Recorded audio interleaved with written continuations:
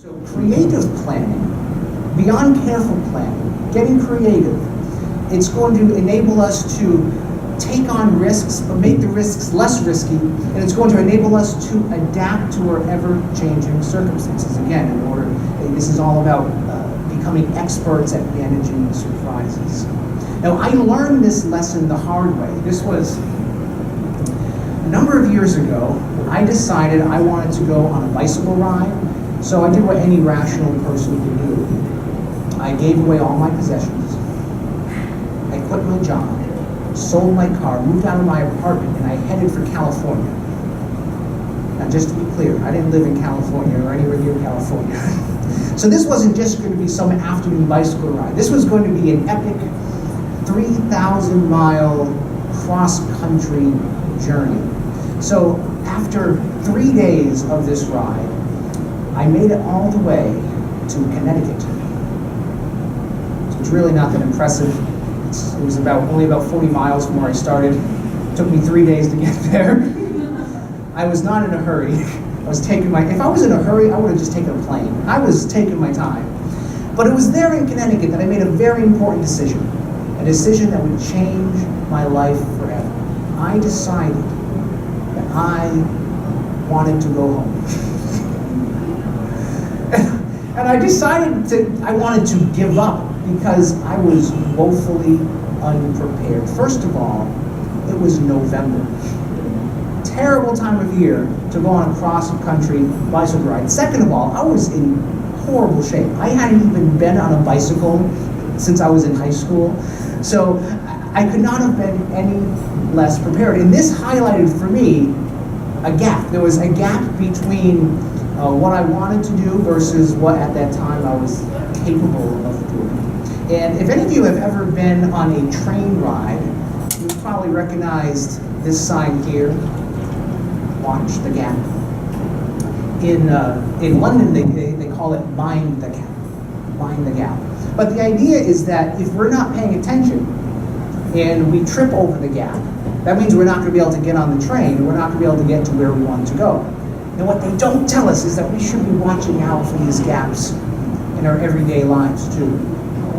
Because we face these all the time. These are gaps that can be altogether disheartening or at least discouraging, but sometimes we're not even aware that there's anything holding us back. Sometimes we don't know that there's something that's preventing us from getting to where we want to be in life. But what is most sad of all is when we're completely aware that there's something holding us back, when we're aware that there is a gap, and yet we choose to do nothing about it. So what gives?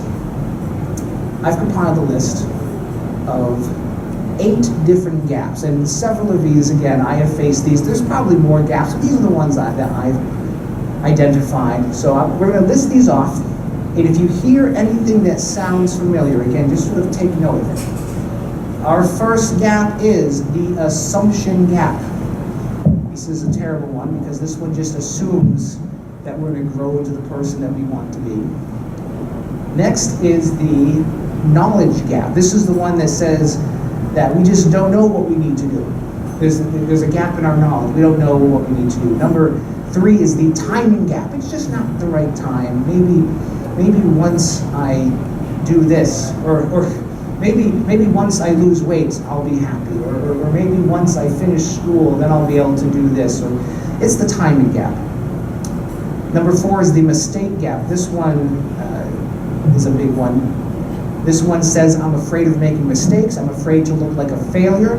Number 5 is the perfection gap. This one gets a lot of my friends. A lot of my friends have this. They tell me all about their big plans, all their big dreams, all the things that they're going to do, but they just talk about it. Because they say, oh, I have to have everything perfect before I start.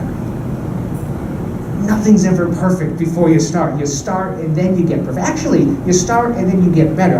No one's perfect, right? So if this is holding you back, let's find a way to get over this one. Number 6 is the inspiration gap. This one is my gap. This one says, I just don't feel like doing it. I'm not in the mood. I'm gonna go home, have a sandwich, take a nap. That's mine. Number 7 is the comparison gap. Others are better than I am, so why bother trying? And number 8 is the expectation gap. I thought it was going to be easier than this. What does your gap look like?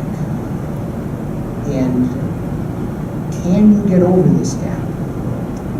Now, I'm going to encourage you to change that question. Instead of asking, can you, we're going to ask the different quality of the question. We're going to ask the question, how can you? Because they're similar questions. They're asking about the same thing, but there's a different assumption in each of them. The first one says, can you? Well, that one is presuming this inherent doubt, right? But the question, how can you? Well, that assumes that there is a way, and all you have to do is find the way. How many of you like puzzles? Several of us like puzzles. I actually hate puzzles personally. Can't stand them. My problem is I'm an emotional being experiencing a rational world. That's my issue, which is why I think I ended up studying philosophy in college. I needed to learn how to think and become logical. But there was this one particular puzzle. When I was a kid, I wanted nothing to do with this thing. In fact, I thought this puzzle was beneath my dignity as a human person. I am, of course, talking about the notorious Rubik's Cube. That's right. I heard someone say it. Has anyone ever actually been able to solve this? Anyone? No? My best time, until recently, my best time was right about 31 years. That's how long it took me to solve this thing. I finally did figure out how to solve it, but the reason that I went back to try and solving this, I mean, I spent many years just avoiding it, but the reason I went back to this and some other things in my life is because I recognize some of my own gaps. And a lot of my gaps are, it's too hard, so it's not worth my time. But just because something is hard, that doesn't mean it's not something we should try. It just means we have to get creative. But just like anything in life, if we want to do anything big, if we want to become a writer, we don't just write a novel the first try. If we want to become a runner, we don't run a marathon. If we want to become a bicyclist, we don't just ride 3,000 miles across the country. That would be absurd. Who would do such a thing?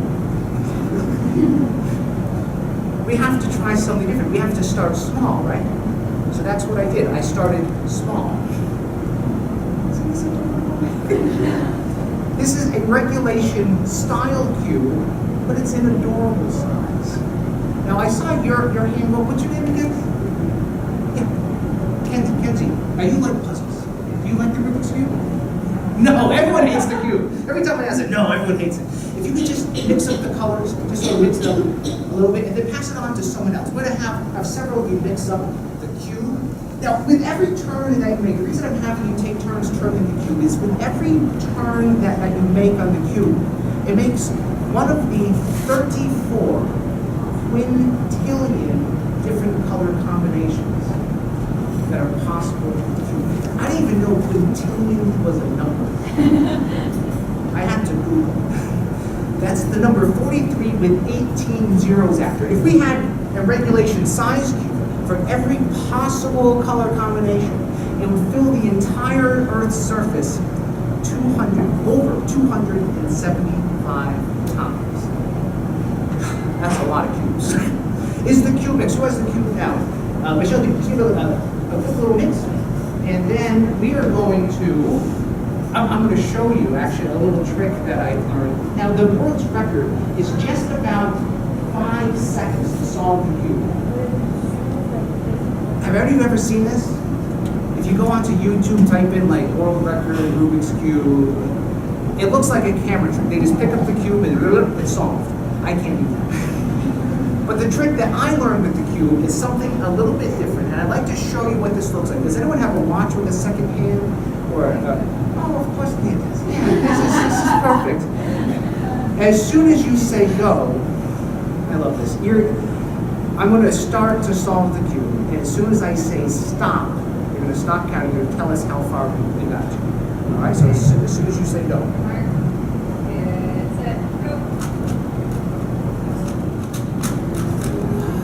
slower than I usually do it, but I think almost there. Aha, time, okay, time, however we do. Okay, we're at 35 seconds. 35 seconds, okay, here's the thing.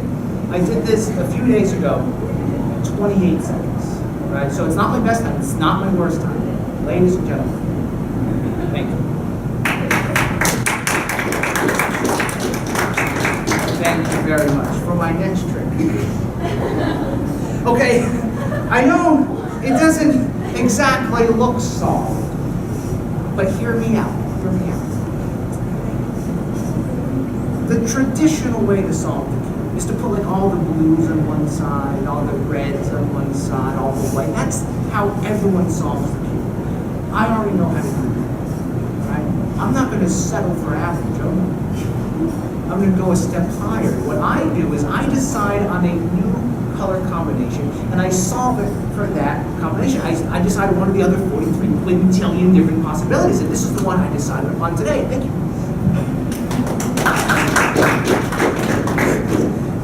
You're all so polite, thank you. Because I think you know I'm pulling one over on it, right? You see, this is partially true and partially a lie. Because I didn't decide on this particular combination. See, I had several of you help me decide on this combination. So if you look closely, every side of this cube, the colors line up perfectly. Not just on the sides though, but also, actually, okay, sometimes I miss a square or two on the top. But even if you miss one or two, that's still impressive, right? I mean, today you caught me on a good day, I did get the top as well. And on the bottom as well. Making for a much more interesting solution. Let's give them a nice big hand for helping us out. So of course, just doing what's expected, that is good enough. But going the extra mile, that is always where our personal best. I love your face right now. Let's give another big hand for helping me out. Thank you so much. Now think about this. We can't just all of a sudden magically know or magically decide what our future is going to be. We can't do that. But what we can do is we can decide on what our daily habits are. We can decide on the things that we do day to day. And it's those daily habits. Those are the things that determines what our future is going to be. So the question becomes, if by definition, every time we're walking towards something, we're also walking away from something. The question is, what are our daily habits leading us towards?